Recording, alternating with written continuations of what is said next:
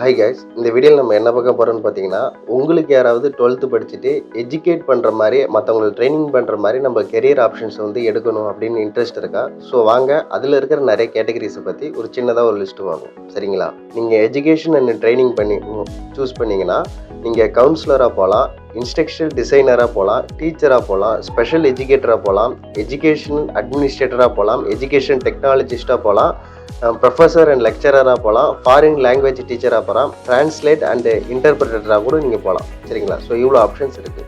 அதுக்கடுத்து நீங்கள் லாவில் பார்த்தீங்கன்னா இது தனி கேட்டகரி.